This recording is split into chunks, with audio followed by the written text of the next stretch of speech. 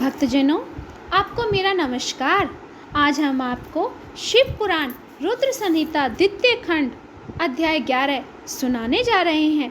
कृपा आप उसे ध्यानपूर्वक सुनना। जय शिव शंकर, हर हर महादेव। अध्याय 11।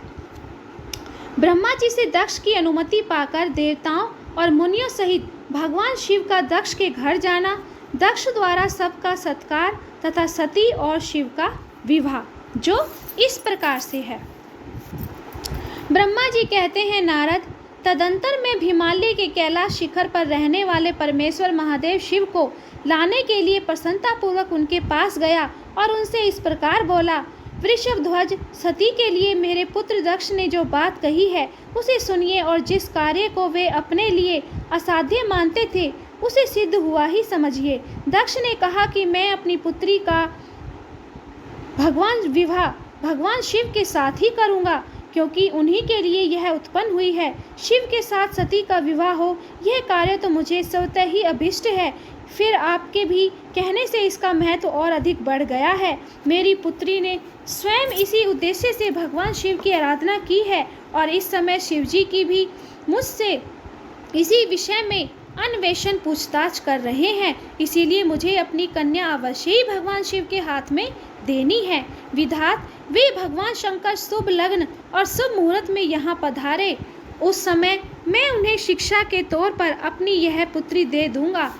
वृषभ ध्वज, मुझसे दक्ष ने ऐसी बात कही है, अतः आप शुभ मुहूर्त में उनके घर चलिए और सती को ले आइए। मुनि, मेरी यह बात सुनकर भक्त वत्सल रुद्रलोक गति का आश्रय ले हंसते हुए बोले कि संसार की सृष्टि करने वाले ब्रह्मा जी, मैं तुम्हारे और नारद के साथ ही दक्ष के घर चलूंगा। अतः नारद का स्मरण करो, अपने मरीचि आदि मानस पुत्रों को भी बुला लो। विधे, मैं उन सबके साथ दक्ष के निवास स्थान पर चलूंगा। मेरे पार्षद भी मेरे साथ रहेंगे। नारद, लोकाचार के निर्वाह में लगे हुए भगवान शिव के इस प्रकार आज्ञा देने पर मैंने तुम्हारा और मरीचि आदि पुत्रों का भी स्मरण किया। मेरे याद करते ही तुम्हारे साथ मेरे सभी मानस पुत्र मन में आदर की भावना लिए शीघ्र ही वहां आ पहुँचे। उस समय तुम सब लोग हर्ष से उत्फुल्ल हो रहे थे।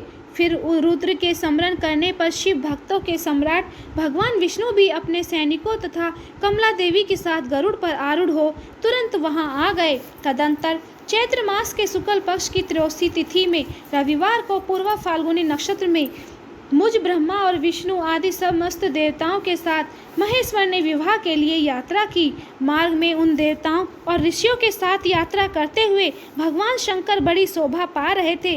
वहां जाते हुए देवताओं, मुनियों तथा आनंद मग्न मन वाले प्रथम गणों का रास्ते में बड़ा उत्सव हो रहा था। भगवान शिव की इच्छा से वृषभ, व्याघ्र, सर्प, जटा और चंद्रकला आदि सब के सब उनके लिए यथा योग्य आभूषण बन गए। तदंतर वेग से चलने वाले बलवान बलिवर्द नंदी केश्वर पर आरूढ़ हुए महादेव जी श्री विष्णु आदि देवताओं को साथ लिए क्षण भर में प्रसन्नता पूर्वक दक्ष के घर जा पहुँचे। वहाँ विनीत चित्त वाले प्रजापति दक्ष समस्त आत्मीय जनों के साथ भगवान शिव की अवगानी के लिए उनके सामने आए। उस समय उनके समस्त अंगों में हर्ष जनित रोमांच हो गया था। स्वयं दक्ष ने अपने द्वार पर आए हुए समस्त देवताओं का सत्कार किया। वे सब लोग सुरश्रेष्ठ शिव को बिठाकर उनके पार्श्व भाग में स्वयं भी मुनियों के साथ क्रमशः बैठ गए।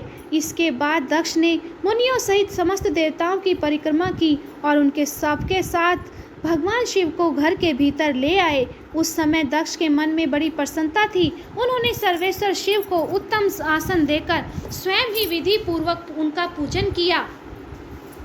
तत्पश्चात श्री विष्णु का, मेरा ब्राह्मणों का, देवताओं का और समस्त शिवगणों का भी यथोचित विधि से उत्तम भक्ति भाव के साथ पूजन किया।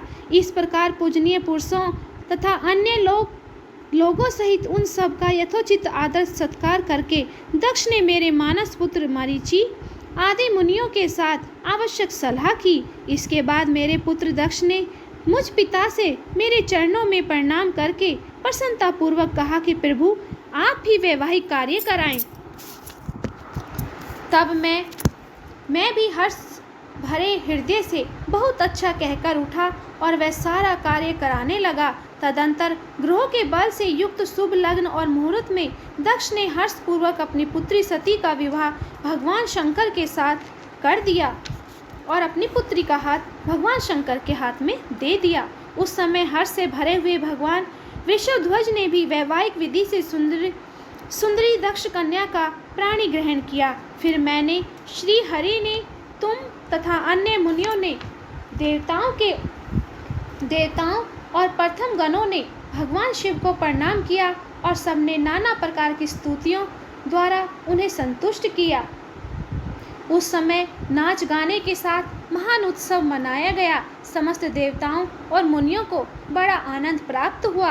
भगवान शिव के लिए कन्यादान करके मेरे पुत्र दक्ष कृतार्थ हो गए। शिवा और शिव प्रसन्न हुए तथा सारा संसार मंगल का निकेतन बन गया। भक्तजनों, यह अध्याय यहीं पर ही संपन्न होता है। आपको यह अध्याय कैसा लगा? अगर अच्छा लगा हो तो कृपया लाइक, शेयर, कमेंट और सब्सक्राइब करना और प्रेम से बोलना जय शिव शंकर, हर हर महादेव।